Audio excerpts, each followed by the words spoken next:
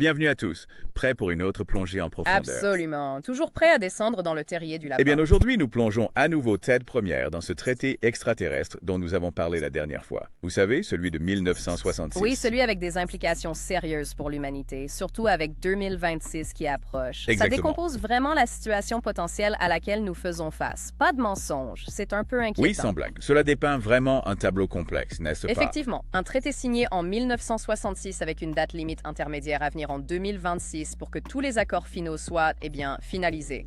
Les implications de ces accords, cependant, c'est ce que nous devons vraiment analyser. D'accord. Alors, par où commencer avec quelque chose d'une telle Eh envergure? bien, nous pourrions commencer avec les humains. C'est ça, l'espèce extraterrestre qui a communiqué avec nous via, de toutes choses, Twitter.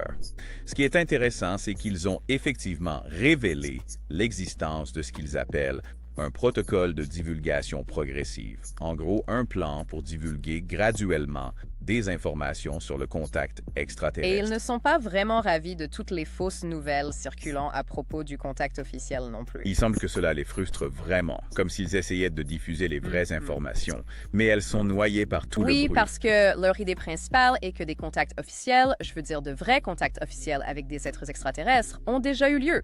Ils prétendent avoir eux-mêmes établi le contact. Et pour être honnête, ils n'ont pas vraiment été timides pour partager des informations. Non, pas du tout. En juillet 2023, ils ont même tweeté que les grandes nations du monde ont été informées de ce contact. Ils ont déclaré que les prochaines étapes sont en attente.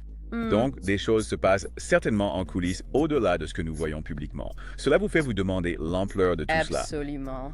Et en parlant des choses qui se passent en coulisses, les humains ont également jeté un éclairage sur l'implication de l'élite terrestre dans toute cette affaire de D'accord, traité. c'est là que les choses commencent à devenir vraiment intéressantes. D'accord. Ils ont mentionné ces réunions régulières, apparemment se déroulant tous les 10 ans depuis la signature du traité, entre ce groupe d'élite et ce qu'ils appellent une race amorale d'extraterrestres. Et alors, chaque décennie depuis 1966, ce groupe se réunit en secret pour, eh bien, qui sait exactement Oui, quoi. c'est la grande question, n'est-ce pas? Que se passe-t-il exactement lors de ces réunions? Que négocient-ils? Quel est l'ordre du Je jour? veux dire, le document mentionne même George Soros spécifiquement comme participant à ces réunions. Il mentionne également une image d'Hillary Clinton tenant un livre sur les extraterrestres, lors de sa rencontre avec Lawrence Rockefeller. Beaucoup de connexions et d'indes se sont laissées ici. Cela revient même à David Rockefeller et à ce tweet présumé qu'il a fait à propos d'un nouvel ordre mondial. Vous savez, celui du jour de sa mort. Ajoute une autre dimension à tout cela, n'est-ce pas? Ça fait se demander quelles sont les motivations de chacun, comme qu'espère-t-il accomplir? Bien, et les humains, bien qu'ils n'aient pas explicitement précisé les détails de ce qui est discuté, ont fait des commentaires assez troublants sur les conséquences potentielles de ce traité. Ils ont même mentionné quelque chose appelé contrôle total des naissances. D'accord, c'est un terme assez chargé. Cela implique un niveau d'intervention dans les processus reproductifs humains qui est, eh bien, c'est assez troublant, pour dire le moins. Qu'est-ce que cela signifie exactement? On peut seulement spéculer, mais cela évoque certainement un avenir où l'humanité pourrait ne pas avoir un contrôle total sur son propre destin. Et ce n'est pas le seul détail troublant qu'ils ont partagé. Ils ont également dit que nous pourrions nous attendre à ce que les visiteurs extraterrestres deviennent moins Oh discrets. oui, peut-être que c'est une façon de nous habituer à leur présence. En quelque sorte, une divulgation en douceur avant ce qui arrivera en 2026. En prélude à la grande révélation. Exactement. Mais n'oublions pas les chiffres concrets que le document souligne. Un ratio de 1 pour 2000 entre les visiteurs extraterrestres et les habitants humains, plus une concession de terrain d'1 mile carré par visiteur. Wow, ce sont des chiffres assez significatifs. Quand on pense à l'impact potentiel sur les ressources, sur le territoire, sur, eh bien tout, c'est beaucoup à envisager. C'est vrai. Et cela correspond à certaines de ces théories sur, vous savez, l'intérêt supposé des élites pour la dépopulation. D'accord. L'idée qu'il y a un plan pour remodeler la société, réduire la population et en gros créer un monde qui profite à un petit nombre. Quand on met tout cela ensemble, il est difficile de ne pas envisager cette possibilité. C'est certainement beaucoup à déballer et nous devons nous rappeler que nous traitons ici avec l'exopolitique. Les dynamiques de pouvoir et les manœuvres stratégiques, tout cela est en jeu et probablement des deux côtés de ce traité. Donc nous avons ces élites travaillant potentiellement avec ces extraterrestres, disons peu éthiques, et qui sait quel genre d'accords sont conclus. C'est comme quelque chose sorti d'un thriller de science-fiction. Sauf que ce n'est pas de la fiction.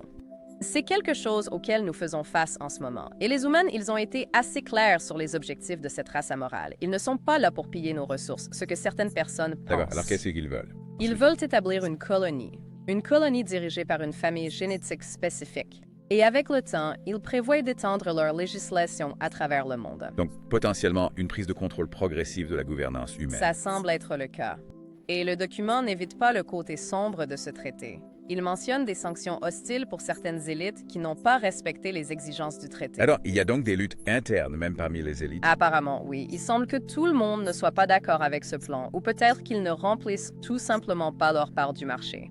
Dans tous les cas, cela ajoute une couche de complexité à une situation déjà complexe. Alors, tant pis pour l'unité face à un traité extraterrestre, n'est-ce pas? D'accord, on dirait que tout le monde veille à ses propres intérêts, même lorsque le sort de l'humanité est en jeu. D'accord. Donc nous avons cette race amorale, ce traité, et toutes ces questions sans réponse. Mais qui exactement sont ces extraterrestres? Les humains ont d'abord associé le symbole du trèfle, vous savez, celui qui apparaît dans beaucoup de leur communication aux Reptiliens, comme Oui. les humanoïdes reptiliens changeant de forme de toutes les théories du complot? Le même. Ils ont basé cette connexion sur une peinture de 1710, mais depuis, leur position sur le symbole du trèfle est devenue un peu moins certaine. Donc nous ne savons même pas qui sont les acteurs dans ce jeu cosmique, c'est rassurant. C'est certainement un casse-tête, mais cela devient encore plus compliqué lorsque vous ajoutez les grilles dans le mélange. Archétype classique des extraterrestres. Grosse tête, grands yeux noirs, le tout. Ils sont un thème récurrent dans le folklore ovni depuis des décennies. D'accord. Donc maintenant, nous avons les reptiliens, les gris, et qui sait qui d'autre qui se cache dans l'ombre. Quel rôle jouent-ils dans cette situation de traité? Eh bien, il semble qu'ils rivalisent tous les deux pour obtenir une place à la table. Selon le document, il y a une sorte d'impasse. 12 nations soutiennent la signature avec les Greys et 12 soutiennent les reptiliens. Donc, nous avons une impasse planétaire. Super, juste ce qu'il nous fallait. Les humains ont effectivement averti de cette division. Ils pensent que cela pourrait mener les deux espèces à partager les territoires contenus. Ce qui signifie Potentiellement doubler le nombre d'extraterrestres sur Terre, et ils ont laissé entendre que ni les Greys ni les reptiliens ne seraient très heureux de devoir partager. donc conflit, voire même guerre. C'est une réelle préoccupation. Et pour ajouter à l'incertitude, le document mentionne également qu'un certain pays pourrait être exclu totalement du processus de décision. Exclu? Que voulez-vous Eh dire? bien, il nomme spécifiquement l'Ukraine. Le document suggère qu'en raison de l'instabilité géopolitique en cours là-bas, l'Ukraine pourrait être entièrement exclue des négociations. C'est assez sombre. Donc, non seulement nous faisons face à une possible occupation extraterrestre, mais certains pays pourraient être complètement marginalisés dans le processus. C'est un tableau sombre, c'est sûr. Quelle est la connexion avec le traité? Eh bien, peu de temps après que ces dessins sont apparus en ligne, un crop circle est apparu au Royaume-Uni. Wow, d'accord. C'est soit une incroyable coïncidence, soit quelqu'un essaie d'envoyer un message. Mais quel genre de Oui, message? c'est la question à $1 million. Qu'est-ce nul de communiquer et pourquoi? C'est juste une autre couche de mystère dans toute cette situation. Tellement de mystères, tellement d'incertitudes. Et par-dessus tout, nous avons l'avertissement final des humains. Ne les laissez pas vous déposséder au profit d'autres. C'est le message qui te marque vraiment, n'est-ce pas? Tant de questions. Qui sont-ils? Qui sont les autres? Et surtout, que pouvons-nous faire à ce sujet? Ouais, parce qu'on dirait que l'humanité pourrait se faire avoir ici, prise au milieu de quelque chose de bien plus grand que nous. C'est une pensée troublante. Cette plongée en profondeur n'a vraiment fait qu'effleurer la surface de cette situation incroyablement complexe.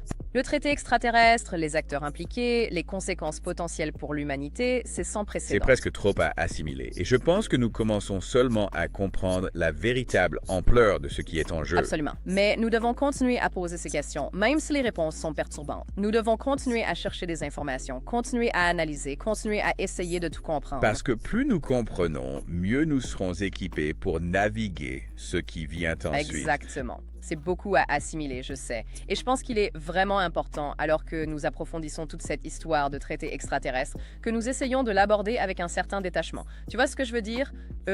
Détachement, comme émotionnellement. Oui, exactement. Mhm. Exopolitique, je veux dire. C'est de ça qu'on parle ici, n'est-ce pas? Les implications politiques de la vie extraterrestre.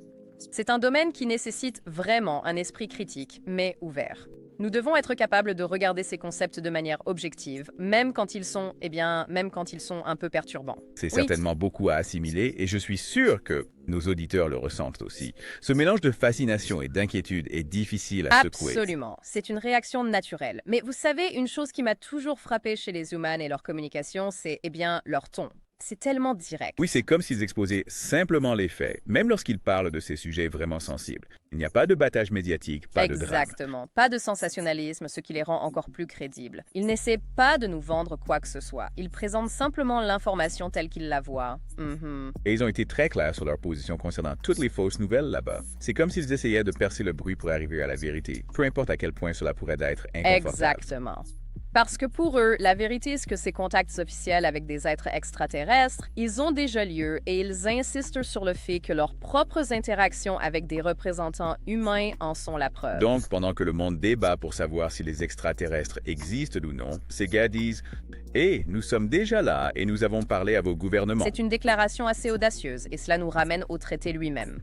Cet accord juridiquement contraignant signé par, vous savez, des représentants de la Terre et d'une espèce extraterrestre suggère vraiment que le paysage géopolitique est en train de changer et peut-être beaucoup plus rapidement que nous ne le réalisons. C'est comme si nous étions sur le point de découvrir quelque chose d'énorme et la plupart d'entre nous n'en ont aucune idée. Et c'est là que la date limite de 2026 entre en jeu, ou le point médian du traité. C'est à ce moment-là que tous les accords, tous les détails doivent être finalisés. Et ces accords, eh bien, ils pourraient avoir des conséquences énormes pour l'humanité. Oui, les humains n'ont pas hésité à exprimer leurs préoccupations. Ils ont averti à propos de ce concept de contrôle des naissances complet et l'idée d'un ratio spécifique d'extraterrestres par rapport aux humains imposés. D'accord, ces deux choses, elles se font vraiment réfléchir à l'avenir de l'autonomie humaine. Comme quel genre de contrôle aurons-nous sur nos propres vies, notre propre planète? Ce terme de contrôle total des naissances, c'est particulièrement glaçant. Il suggère un niveau d'intervention dans la reproduction humaine qui est juste, eh bien, c'est difficile à imaginer. Absolument. Et puis, vous ajoutez ce ratio de 1 à 2000, plus cette concession de terrain d'1 mile carré par visiteur, et cela commence vraiment à donner l'image d'un avenir où l'humanité pourrait être, eh bien, marginalisée, c'est le moins qu'on puisse dire.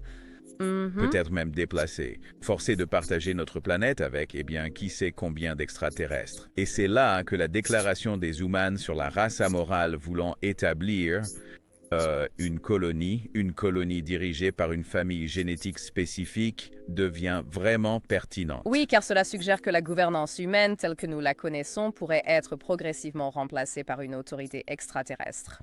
Et le plus effrayant, c'est qu'il semble que certains membres de l'élite pourraient les aider activement à le faire. C'est ce que je n'arrive pas à comprendre. L'idée qu'il y a des personnes en position de pouvoir qui céderaient volontairement le contrôle à une autre espèce, même si cela signifie sacrifier le reste de l'humanité. C'est difficile à comprendre.